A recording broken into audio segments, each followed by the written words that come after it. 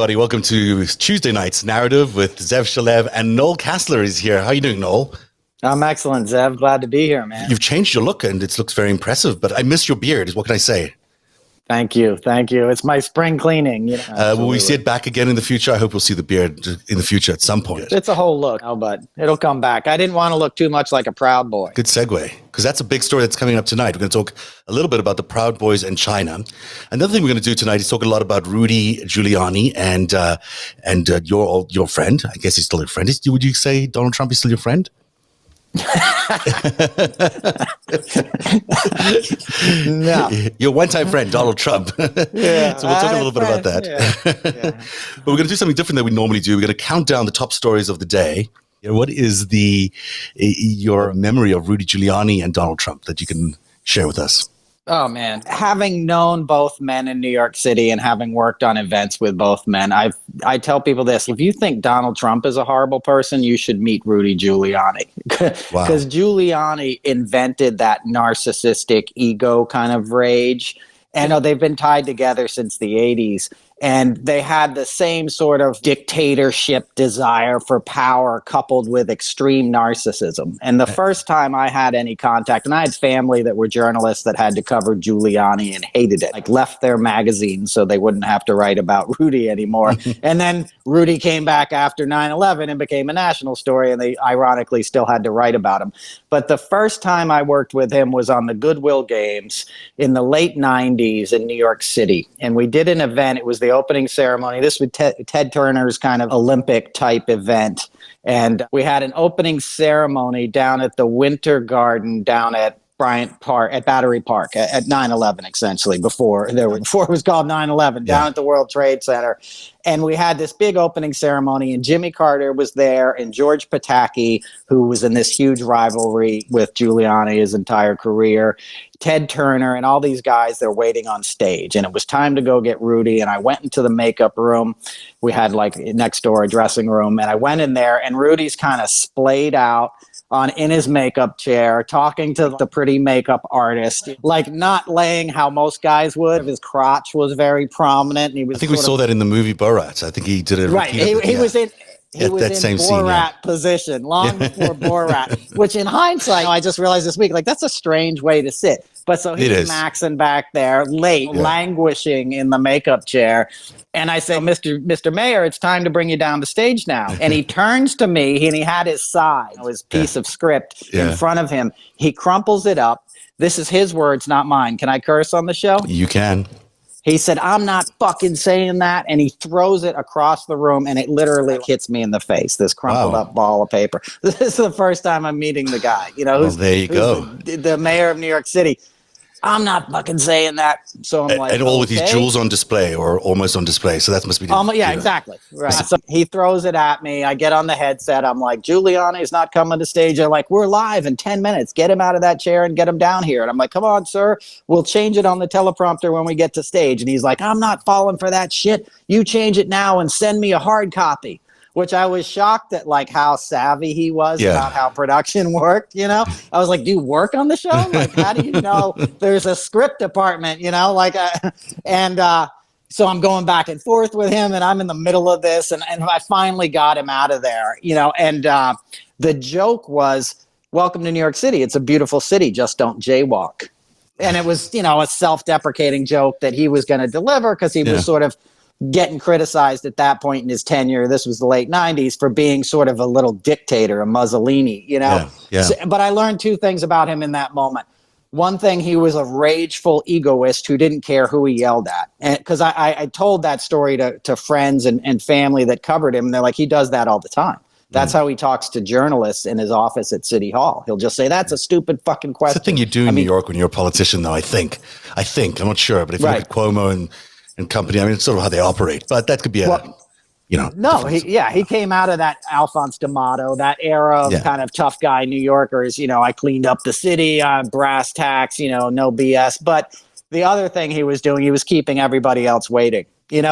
President Carter, who was a former president at that point, but a former president, the governor of New York State, and Ted Turner, who could, buy and sell Rudy Giuliani 1,000 times.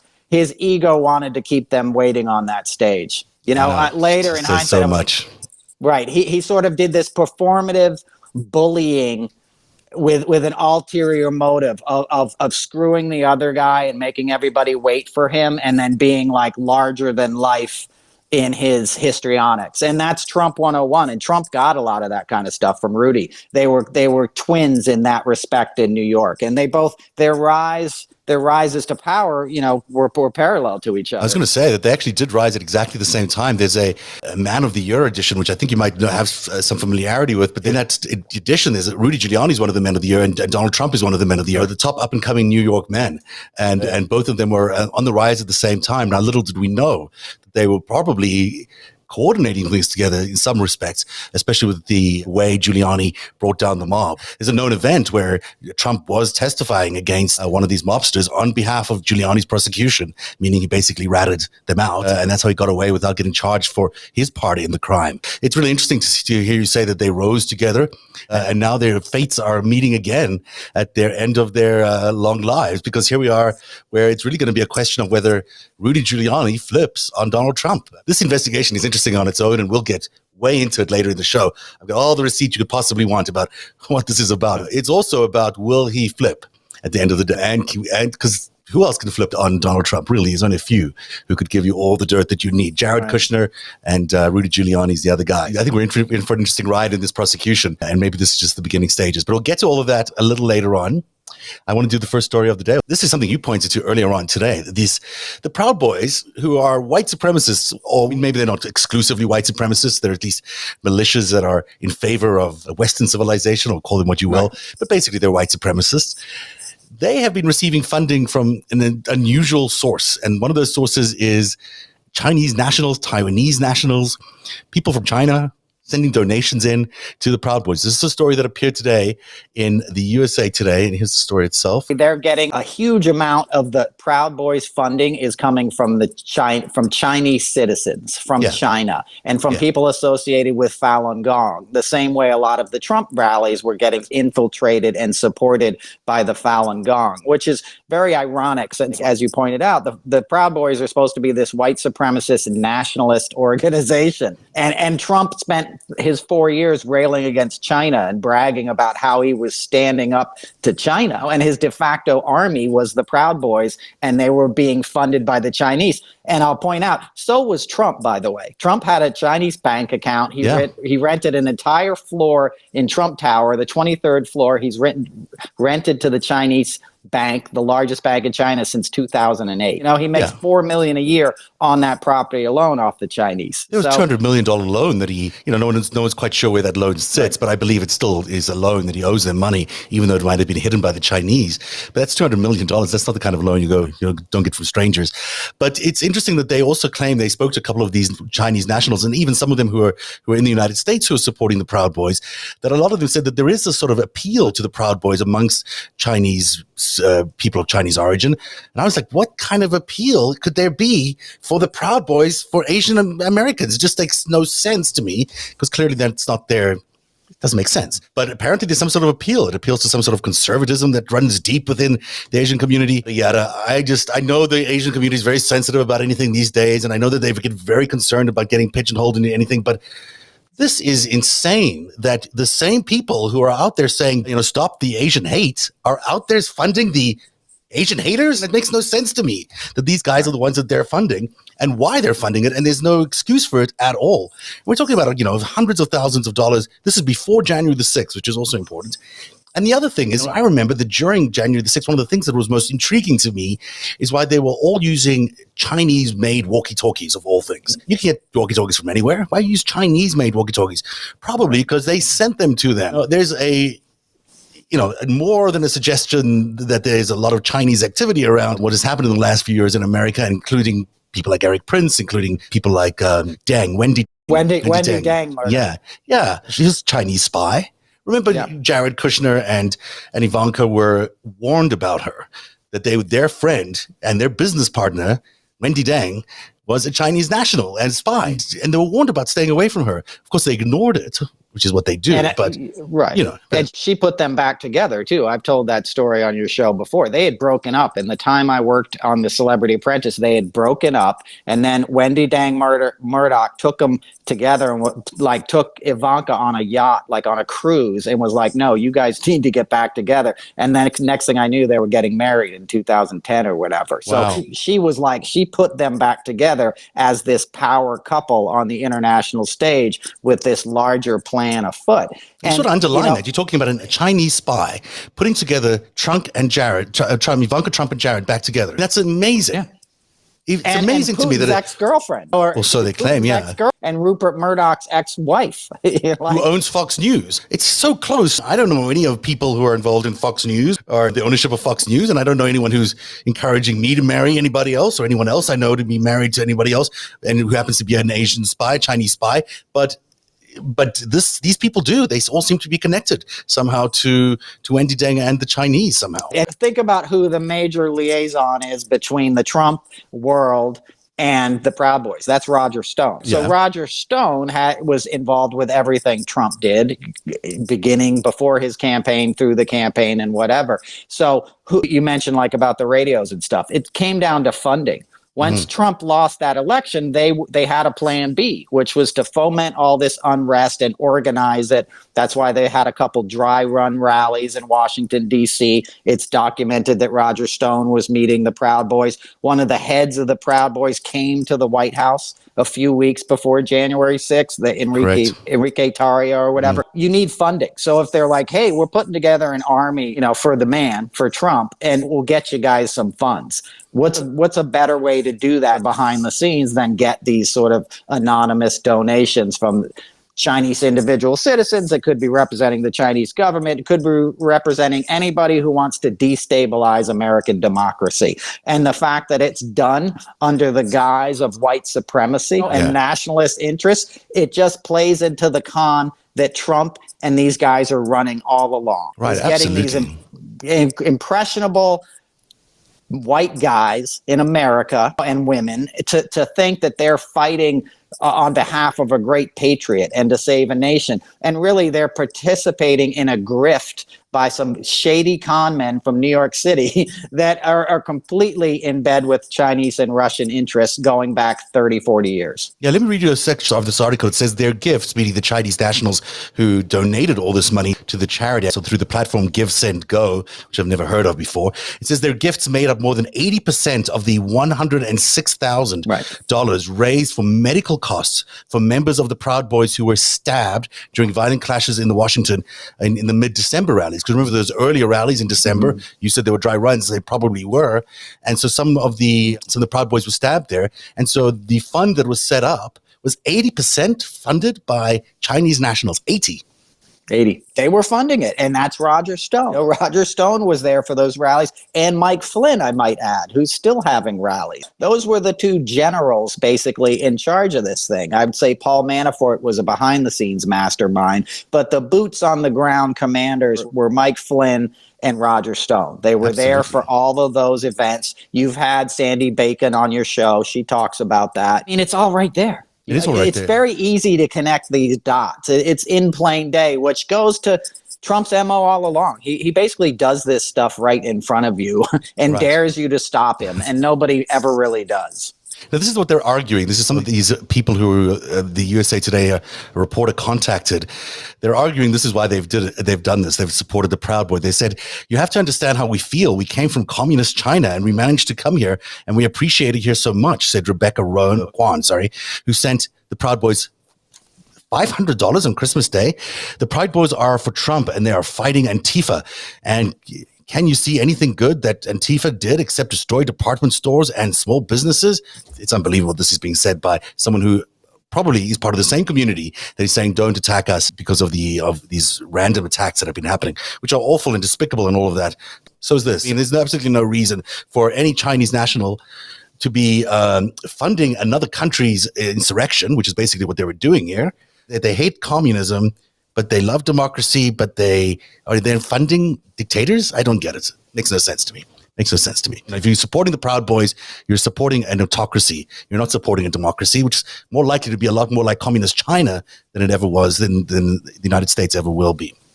So a lot of things in the Trump world are made in China. A lot of things. Donald Trump himself, $200 million in debt to China, plus the bank account you mentioned. Eric Prince, until recently, worked for the Chinese through his company until they fired him recently, a couple of weeks ago. Eric Prince worked for the Chinese. Now, why was he working for the Chinese? Nobody knows, but there he is. Steve Bannon used to work for a Hong Kong gaming company where he made a lot of his early money that was also believed to be tied to Chinese intelligence. Sheldon Adelson, who just took all his money from Vegas and left because he wanted to go to that island resort in China where they've got their big casinos. I don't remember where that is, but just to underline that point, that money ultimately that he funded Netanyahu and he funded Trump, all that money probably came from the Chinese. Jared and Ivanka, we've spoken about. Now, Jared, remember earlier on in the Trump administration was involved in selling those condos for passports thing. Well, it is not him, but his company was, the Christian companies were in China. And then Ivanka got all those trademarks. Yep. Patents. Worth a fortune. Yep. And then Wendy Deng, we've mentioned, of course, Fox News as Rupert Murdoch can't stop supporting Donald Trump, even if he tries, and continues to be the disinformation agent that must be making everyone in Beijing smile like crazy. I mean, all of this looks like a giant operation to me. And it also helps to note that, of course, that one of the biggest supporters of the Chinese and their biggest partners in the world are the Russians, because in fact, they're in a big alliance together. Vladimir Putin and Xi, they're allied. They have been together for a lot of the last century, if you think about it, and they continue to be close to each other. They've got a plan which is about reinventing the world in terms of an autocratic vision that they have, and these two people are doing it. So it's interesting that those are the two people that not only attacked an American democracy in 2016 and again in 2020, but also it's where the coronavirus came from. I'm not saying that they sent it here in any way, but I'm just saying that the person that they installed failed to deal with it in any effective way. And that's why we have such a serious coronavirus outbreak in the United States, is because the president that they installed, these two gentlemen installed, those two people, that's the reason we have ultimately such a huge coronavirus problem in the United States today. Because I think there's still a lot of culpability which we have to learn about in terms of coronavirus, in terms of the things that Jared Kushner could have done and didn't do, the things that Donald Trump could have done and should have done and then failed to do. And that's how we got to the death count we're at today. Absolutely. And you mentioned Rupert Murdoch, who is still going full bore against vaccines at this point. Tucker Carlson every night is like an anti-vaxxer at this point. And I'll say one more thing. You made an excellent point talking about while Trump was installed by them as president, think of the gains that each of those men made as leaders of their countries. China, full speed ahead with Silk Road, with moving into Africa, moving in infrastructure all over, sort of Antarctica, down by Australia, increasing their naval position. Like really just taking over a lot of territory. And then Russia destabilizing Europe, getting us to back, weaken NATO, pull out of all these treaties, open skies treaties, pull troops out of Syria. And he got a wish list. They both did. So you can see how a group of men, a cabal like you showed on the screen before, saying, look, there's a lot of money here, guys. It's easy money and they don't ask any questions, but this is the price of it. We have to take power in the U.S. and let them do whatever we want or whatever they want. And the only way to really do that successfully is how they did it, to tie their support in with nationalism, in with white supremacy, in with charismatic, for lack of a better term, organizations like the Proud Boys that had this visceral appeal to these disaffected white guys that weren't sophisticated enough to put the things together and be like, wait, why am I taking orders from Roger Stone or Eric Prince or Jared Kushner? Like, bought and paid for by the Chinese, basically. Right. It's a perfect crime. But the dude driving the big pickup truck with the American flag on it with his little black polo shirt and his gold leaf Proud Boys on his way to D.C. to kick some ass on Antifa isn't thinking about all that stuff. He's thinking he feels empowered, and there's a guy waving a flag who's saying all the right things. And the other guy, I don't understand what he's saying. He's representing Black Lives Matter and all this bullshit I don't want to hear about. It was the perfect storm, and it still exists. None of it has really been weakened in terms of what got them there and what got Trump to power. Why is the Republican Party standing in the way of an investigation into all of this? Why is there not going to be a coherent investigation into January the 6th? And you're looking at possibly the answer of all of it. Is because when you scratch the surface, it's not very hard to see who's actually funding all of this. who's actually funding all of this is probably the Chinese and the Russians to some extent. I'm sure there's a lot of white nationalists and very wealthy. They call themselves libertarians. I call them, fascists, whatever you want to call them, who have put a lot of money into this. I'm sure the Koch brothers and the DeVosses and all of those have spent a lot of money on this.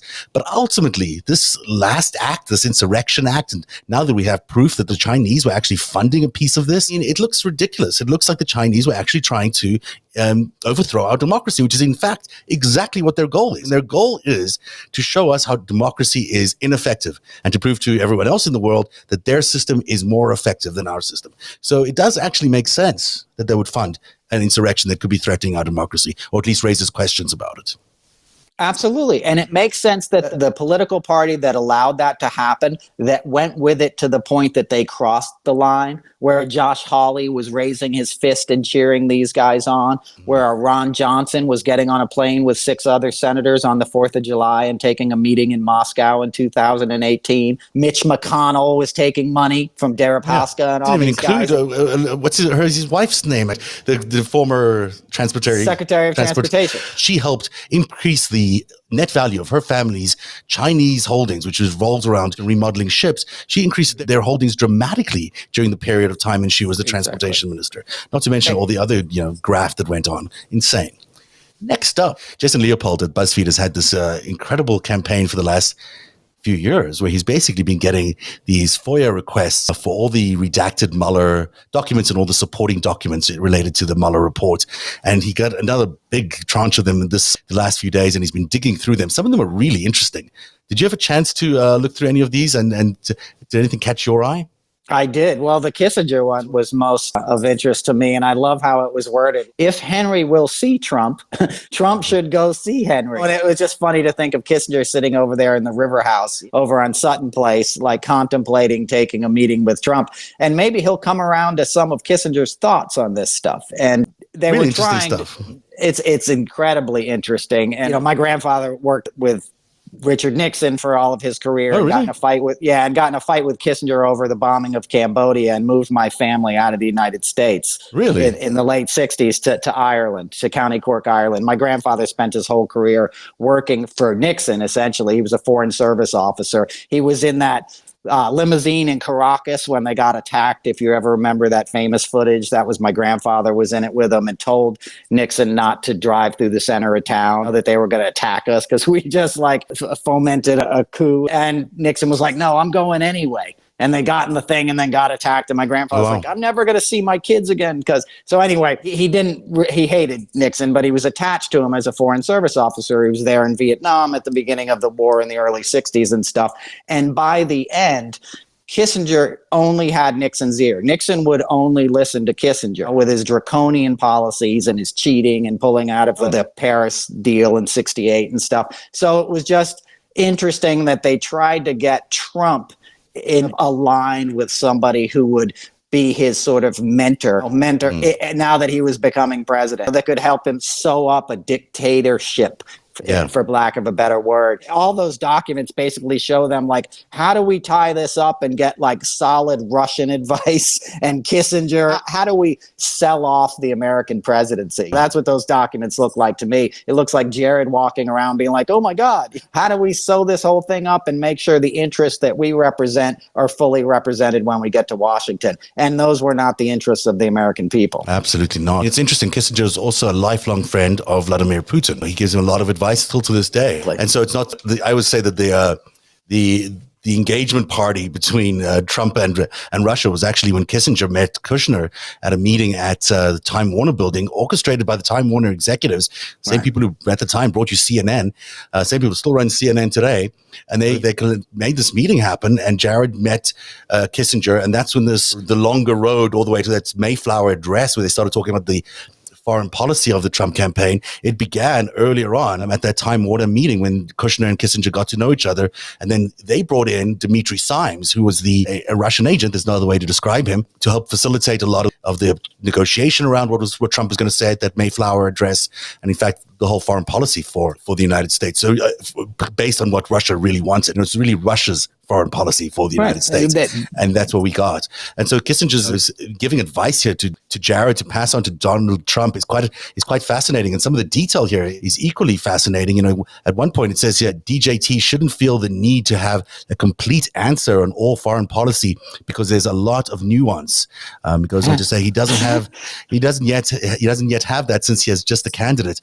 For instance, in Russian, when they asked him about the jets buzzing the warships, he needs to know, was the ship doing routine path or in place it shouldn't have been? In other words, was it actually transgressing on Russian waters, or was it doing something that they would normally do, suggesting that there's an alternative reason that the warships were buzzed. And that's another Russian talking point right there. And that's just kind of stuff that they were talked about all the way through this entire administration. These Russian talking points coming out of Donald Trump's mouth, and here they are being conveyed by to Jared Kushner from Kissinger, and it's unbelievable. I know. And listen, the subtext of these memos, the way I see them, and based on my experience with Trump and Jared, is like, hey guys, Trump's a dumbass and he doesn't understand anything. So let's warn the people that need to advise him that we really need to hammer these talking points home and make sure he doesn't make any mistakes on behalf of our true interests, which are the Russians, and paying them back for delivering them the election and for the help and helping them beat Hillary Clinton with giving them all that information. Kissinger a lot more deeply in terms of what his role was. If he's the guy who's actually advising Trump on his foreign policy stances and how he appears in public, he really is acting as a conduit there to Vladimir Putin and to get information to Donald Trump. I'm sure there's a lot more where this comes from, because it's really interesting that Kissinger was so engaged, and Jared Kushner was the guy who's passing on all this information from one side to the other. Yes, and it shows the outsized role that Kushner had from the beginning. And remember, Kushner's a kid who's Netanyahu used to come and sleep in his bed when he visited Kushner's dad in Jersey. So he had this sort of like audacious familiarity with these folks on the world stage. There's that story of when he tried to set up the back channel with Russia after they got elected, and then was like, oh, I'm sorry, I didn't know, I was just trying to save time. He's trying to set up like a secure channel that the US wouldn't be eavesdropping on so he could cut his deals with the Russians. Like, that's insane, but that's the audacity of the guy I knew. Somebody who wants to rule the world and isn't afraid to go talk to Kissinger, who's Darth Vader. Basically in foreign policy, and attach him to his idiot father-in-law. It's interesting you mentioned the 1968, it's the Chenot affair, I think it was known as, when Kissinger basically created a delay in the negotiations so that Nixon could be elected. The war was going to be over. The North Vietnamese had come to the table in Paris. Both sides of Vietnam were ready to make peace. And Kissinger, being the chief advisor to Nixon, said, if that happens, you're not getting elected. Johnson won't drop out or another Democrat will get elected. But if the Vietnam War ends, you're not getting in there, buddy. The only way you're getting elected is being this tough war, law and order Republican, because our country was falling apart at the time. So he delayed, he scuttled the peace deal. And think of how many lives that cost. That was 1968. The bloodiest years were still ahead. The war didn't end until 1975. Imagine being a guy who died in the jungle in 1972 because Kissinger wanted his buddy to get into office. It's interesting as well that you spoke about Deng earlier on. It's the Chenot affair is named after a Chinese spy, actually. I think she at least for the Vietnamese was the backdoor conduit for Nixon, and she was a larger-than-life figure, like Deng in many ways, in the United States, in Washington, D.C. at the time. She used to throw these fabulous parties. She got to know all the power brokers, and they used her to get information to the South Vietnamese about delaying the talks. They were able to do that because she was able to contact them directly. And so the Chenot is the person who was part of what made that happen. So that really is interesting when you think about that and Deng. It's very interesting. And if there's one blessing in this time, it's that these kind of things we're discussing, they used to be like the men in the shadows did these things and pulled these strings, the masters of war, as Bob Dylan would sing about. You didn't really get a full picture of who was like pulling the strings behind this stuff unless you really dug deep and the Pentagon Papers. Like, it was really hard to get any kind of light shined on what we were doing. That was all the way through the 80s. Now if there's one blessing to how disastrously incompetent Trump and these guys were, it's that we can connect these dots a lot easier if we're willing to. Oh, We can get this information. Jason Leopold can get these documents through Foia. There's an access to information now like never before. We need programs like what you're doing here. We need people to really concentrate, and we need somebody to put this all together, and we need a government institution that everybody trusts to start telling the truth. Because part of the problem is you got Fox News and you got the GOP that are just running on a platform of lies now. Absolutely, which is insane. I mean, one of these other documents that came out, and it also is a bit reflective of these times we were talking about with Kissinger and Nixon. But this is a email, I think, from Roger Stone to Bannon. And it's actually Bannon at the top that says, let's talk ASAP. Right. But it's responding to Roger Stone saying, Trump can still win this, but time is running out. Early voting begins in 6 weeks. I do not know how to win this, but it ain't pretty, it looks like. Campaign has never been good at playing the new media. Lots to do. Let me know when you can talk. So this is him sending that to Steve Bannon, and Bannon saying, let's talk ASAP. So I don't know what Bannon did in this whole period of time. And it certainly appears like he was involved in working for the Chinese, because he had some involvement with them historically. He worked with Eric Prince, who worked with the Chinese. So that's some connection there. He worked on Cambridge Analytica, which we know about.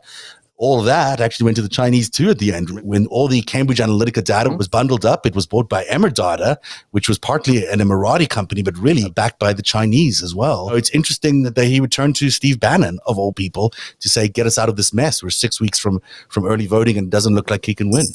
Because Bannon is the dark arts guy. He's the poor man's Henry Kissinger. He's the mobile meth lab version of Henry Kissinger. And let's just say one more thing. We can't let this segment pass without mentioning you just mentioned Roger Stone. He had a life-size tattoo of Richard Nixon on his back. Right. So Nixon's looking over all of this in a way too. And it's a joke, but it's worth noting. These are guys who idolized Tricky Dick. Didn't Nixon open up China as well to trade? Wasn't that his whole thing? Right. That was his big diplomatic thing. His one success.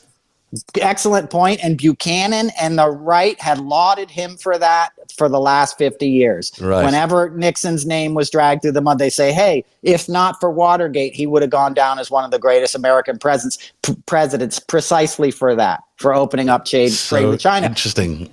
Which allowed the Republicans and their base, corporate America, to move all their factories overseas and destabilize the middle class of America, which is now Trump's base because they're so disenfranchised and disaffected. Those were all Democratic voters before. That was strong union labor and jobs. People made $30 an hour and put 2 kids through college working in a factory that Nixon opened up trade. And all of a sudden in the 80s, Reagan sent all those factories over to China, and it broke that part of the country that is now getting exploited, and the same people are profiting. That's exactly the tragedy. I mean, this really does seem like a century-long play we've been through. Hopefully at the end of it, but it certainly is. When you look back, you can't avoid looking at all these parallels and similarities. The same players, the same people, the same environment, and it all seems to add up. I'm going to take a break. We're going to tell you more about Rudy Giuliani because we've got some really interesting stuff around that. Tonight's 100-day special event is brought to you by Helix Sleep. I've heard it from so many people. The one thing that's changed since January is their sleep. Not waking up worrying about what the president might have done or said or tweeted makes the world of a difference. I don't think I had a good solid night's sleep in 4 years. And it wasn't only the president. My 10-year-old mattress, which started life as a 12-inch foam mattress, had shrunk to an 8-inch mattress, and getting out of bed was often more of a slide than a bounce. It was time for a new mattress. Helix Sleep has a quiz that takes just 2 minutes to complete and matches your body type and sleep preferences to the perfect mattress for you.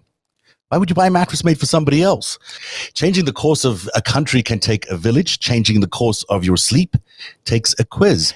Helix is offering up to $200 off all mattress orders and 2 free pillows for our listeners at helixsleep.com/narrative. That's the way we spell narrative, N-A-R-A-T-I-V. That's helixsleep.com/narrative for up to $200 off and 2 free pillows just for you. You and I are going to do one of those together one of these days. Sounds We're going to talk about it. Actually is a very good mattress, I will say. I enjoy the sleeps much more. In fact, it's hard to get up sometimes for today's show. It's like take a little nap. And I'm like, I got to get up. So Let's talk a little bit about what's coming up tomorrow morning, which is when Mark Zuckerberg is having a review, I don't know what they want to call it, of whether to allow Donald Trump to return to the platform of Facebook. Now, he says this is the normal process, and they've got an appeals board, an independent appeals board that he selected, by the way, but it's independent. And that appeals board has heard and investigated whether Donald Trump should be allowed back onto Facebook, and the announcement comes tomorrow morning. And the re-platforming of Donald Trump might be ahead of us, which seems insane, because the reason we've been enjoying those good nights of sleep in the recent past is because Donald Trump has not been on social media.